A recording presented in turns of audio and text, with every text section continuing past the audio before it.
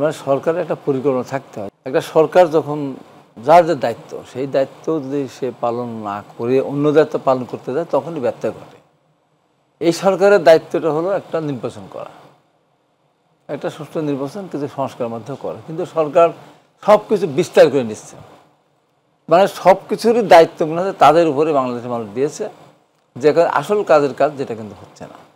এদিকে তো নজর দিতে পারছে না। আমরা বিভিন্ন জায়গায় দেখছি এখন, মানে আবার সে আগের মতো কিশোর গ্যাং, আগের মতো ডাকাতি।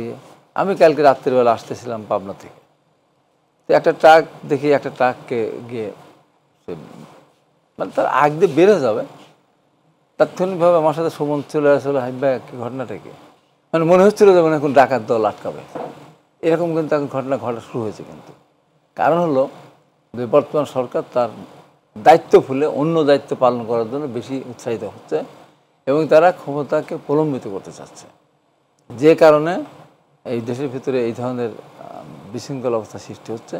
আমি মনে করি সরকারকে এদিকে কঠোরভাবে এগুলো দমন করা উচিত এবং দৃষ্টি দেওয়া উচিত। খালি মুখ দিয়ে বললে হবে না।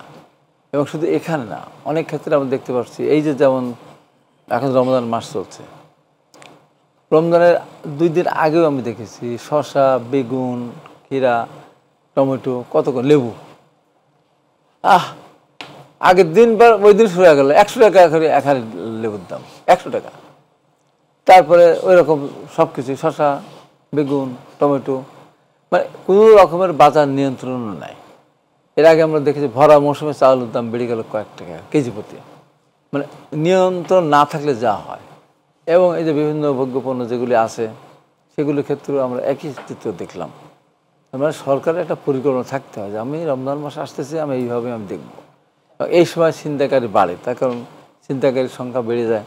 তারা সবাই মানে মানুষের কাছ থেকে টাকা লুট করে নিয়ে এক শ্রেণীর মানুষ আছে যে তারা নিজেদের আনন্দ উৎসব তারা পালন করতে চায়। এর আবার কারণ আছে। কারণ বিগত 15.5 বছর ধরে একটা সরকার ছিল লুটেরা সরকার। নিয়ম কানুন, আইন শৃঙ্খলা, নীতি নৈতিকতা কিচ্ছু ছিল না, যে কারণে আজকে অবস্থা। আমি এই সুযোগে একটা বিষয়ের উপরে আমি আলোকপাত করতেই চাই, একেবারে জোরে সোরে করতে চাই, যে এমনিই তো লেখাপড়া 12টা বাজিয়ে দিয়ে গেছে বিগত সরকার, এখনও এটা কন্টিনিউ করতেছে।